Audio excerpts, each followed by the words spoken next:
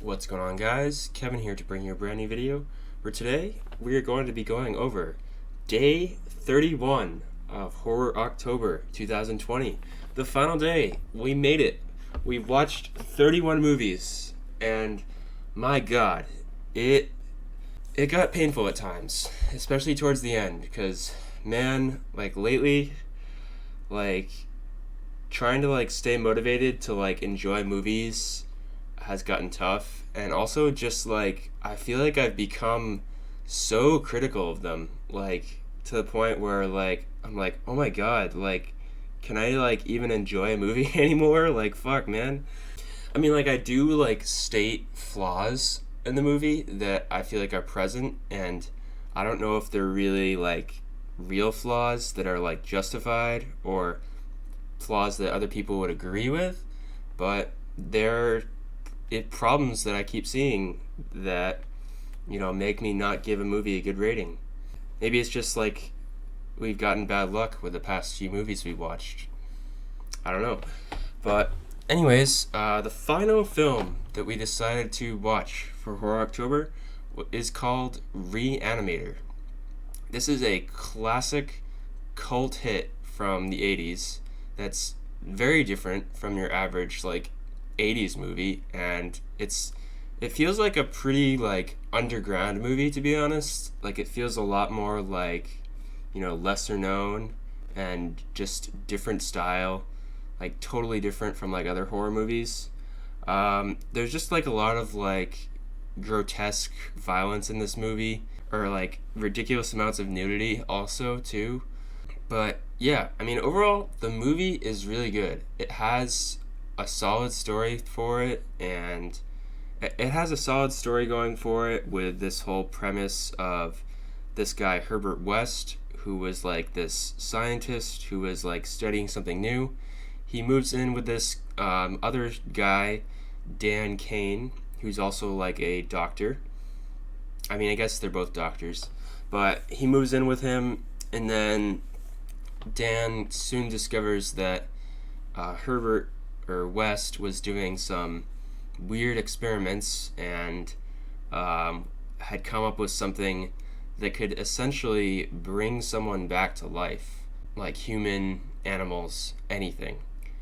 And from there, it unfolds kind of strangely, but still an enjoyable film overall.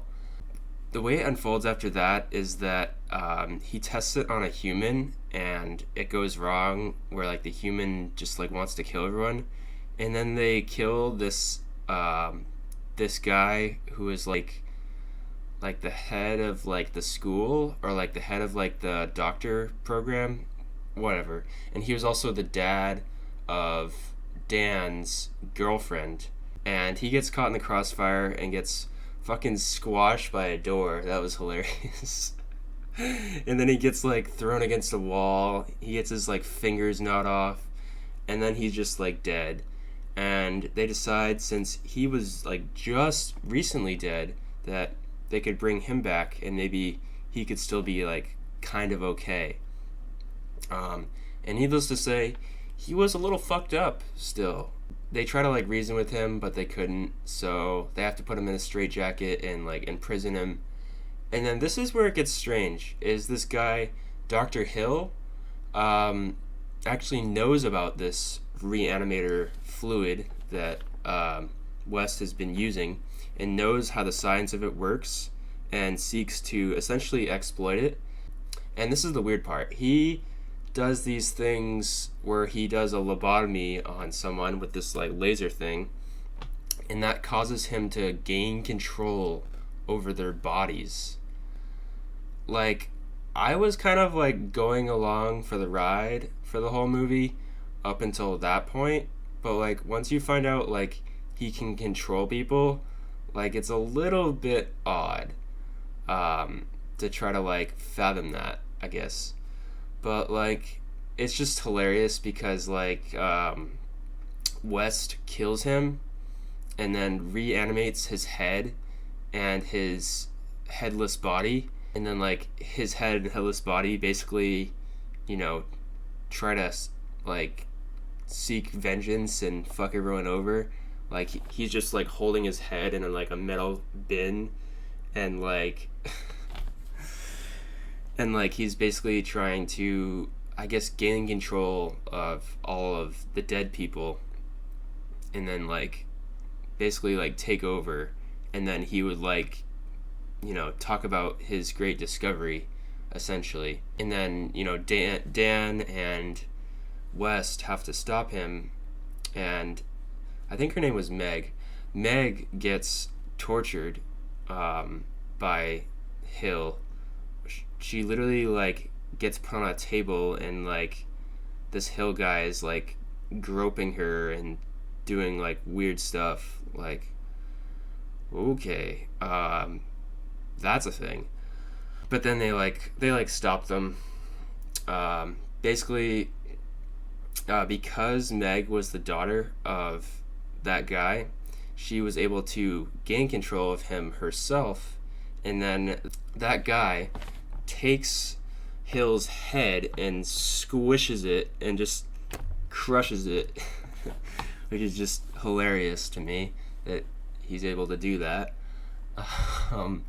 And then sadly West dies because I guess he had reanimated so much of this dead body that the dead body's intestines came out and ate him and killed him. Like, oh my god, dude. And then I'm not even like mad at that. Like, I'm just like, that's just hilarious. But then like one of these like, you know, reanimated people like chokes Meg to death, and she dies, which is like really sad. And then it's just Dan who like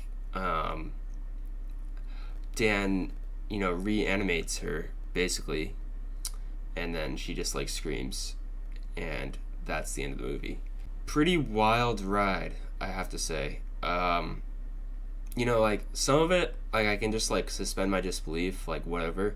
Like when he's like talking about like the serum, and like, oh, like the brainstem normally dies after 6 to 12 minutes, but this fluid essentially would like reignite all of those impulses. Like, okay, whatever.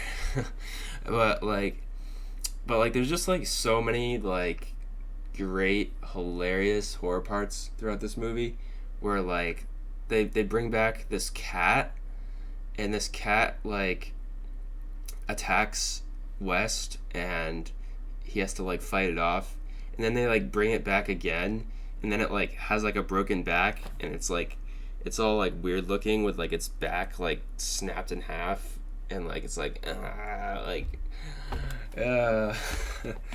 just like gross out horror that's like awesome. And like, you know, when they bring the body back alive and West has to like kill it with like a saw, and there's just like tons of like absurd moments of horror. My favorite personally, I mean, even though the whole lobotomy thing is kind of fucking weird, is when Hill didn't have his head and he was just walking around with a head, and his head was like alive and his body was alive. Like, that is just so funny. Like, I just absolutely love that. And it did also have a really great score throughout that was like so unique to the specific movie, that was like throughout really like elevated the film, I felt like. And yeah, I mean, like, I don't want to be like too hard in this movie, but like there's definitely like some story elements that are just a little like, why is it like that, with like the whole lobotomy thing. Like, even though like it is like a movie about bringing dead corpses back to life with a serum, I still have to like question that whole lobotomy storyline where he's like controlling people. Like, okay. And there was also like it didn't really like, it wasn't like that prevalent, but like there was also this whole like weird storyline with like Dan was like going to school, and like because of like what he was doing with West, like he was like getting threatened to like leave school. Like, okay. And also like it is early on, but we do see again, the classic cliche of the guy doesn't want to believe him cliche, even though, like, it is kind of ridiculous to think you could bring someone back to life with a liquid. But then again, we do see it, and it's just the same old, that's a bunch of nonsense, we don't believe that. Like, it's this guy who's Meg's father who's like saying that early on, and he does get like fucked, which is just like even makes it even more hilarious to me, because it's like, yeah, get fucked, you didn't fucking believe them, like, yeah, fuck out of here. Anyways, I had to really think about my rating for this movie, but I think I'm gonna rate it a 7.4 out of 10. So yeah. But yeah, I hope you guys have enjoyed all of these videos for this year's Horror October, and that will conclude this year of Horror October for 2020. Unless